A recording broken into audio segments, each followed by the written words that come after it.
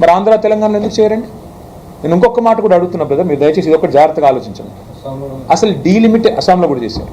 అసలు డీలిమిటేషన్ యొక్క తాత్పర్యం అర్థం ఏంటి, ప్రజలకు అవసరం ఏంటి? డీలిమిటేషన్ ఎందుకు పెట్టారంటే, ఇది ఒక 2 నిమిషాలు వినండి దయచేసి.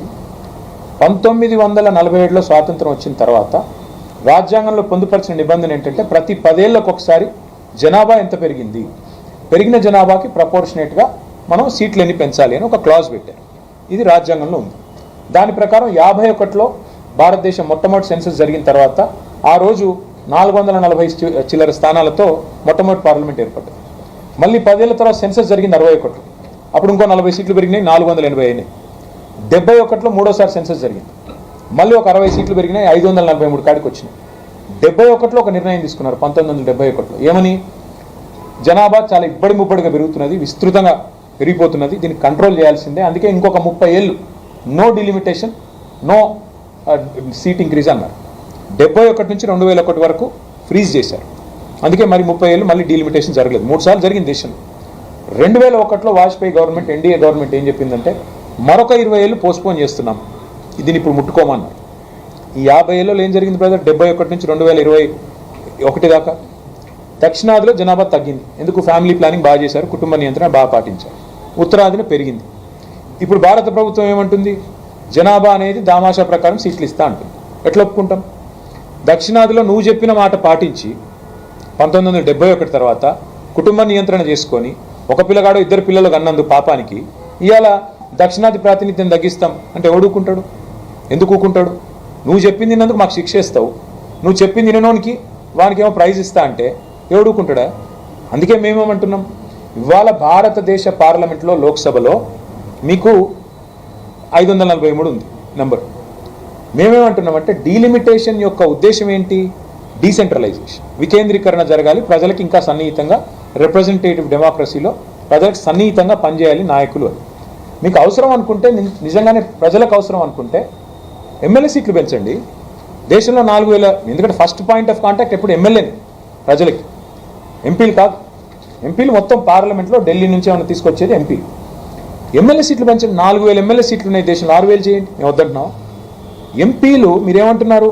ఎంపీలు పెంచి కేంద్ర ప్రభుత్వం భవిష్యత్తులో కేవలం ఉత్తర భారతదేశంలో ఉండే కొన్ని రాష్ట్రాల్లో ఎవరైతే నెంబర్లు ఎక్కువ వస్తాయో వాళ్ళే మొత్తం కంట్రోల్ చేస్తారు దేశాన్ని అంటే, అది దక్షిణ భారతదేశం గొంతు కోయడం కాదా?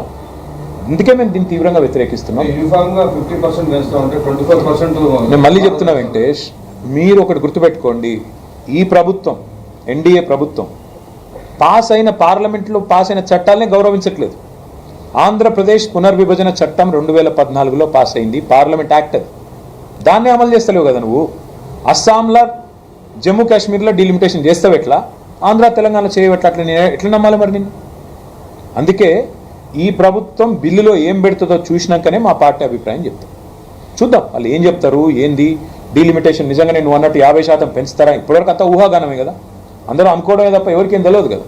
పెడితే మా నాయకుడు కేసీఆర్ గారు, మేము, మా పార్టీ కూర్చొని సీనియర్ నాయకులందరం కూడా చర్చించుకొని ఏం చేయాలి, ఏం చెప్పాలి, రాజ్యసభలో మా వైఖరి ఏముండాలి, లోక్సభలో మాకు ప్రాతినిధ్యం లేదు అందరికి తెలిసిందే, ఏం చేయాలో చేస్తాం. ఓకే, మిమ్మల్ని కలవడం ఇంకెవరు లేదు. Thank you. Okay, second. I think I'll brief in English quickly. We have met the Honorable Union Railway Minister, Railway and Technology Minister, Shri Ashwini Vaishnavji today, and we've made several representations on behalf of the state of Telangana and on behalf of our people. Primarily, we had requested him to consider, as South Central Railway is being bifurcated or trifurcated for that matter, we considered setting up of new divisions, one in Khajipet, one in Kottagudem. And we are urged him to explore the possibility, because there are smaller divisions which have been created with 900 kilometers, and in the proposed Khajipet division, railway division, will have almost 2000 kilometers of track. This will greatly help Telangana getting connected very well to the rest of India, so we urged him to explore that. Secondly, an important railway line which was sanctioned from Hyderabad to Karimnagar under the leadership of our former Chief Minister and former Union Minister Shri KCR Garu back in 2005, unfortunately still limping at a snail's pace. What we urge the Honorable Minister is to consider the 75 kilometers of railway broad gauge work between Siddipet and Karimnagar to be expeditiously completed. on a war footing. Land acquisition, for which unfortunately the state government is not cooperating. We asked the Honorable Union Minister to give a nudge to the state government. And we also requested the Honorable Union Minister to actually sanction a rail-cum road bridge across Mid-Maner Reservoir in Sirsila district.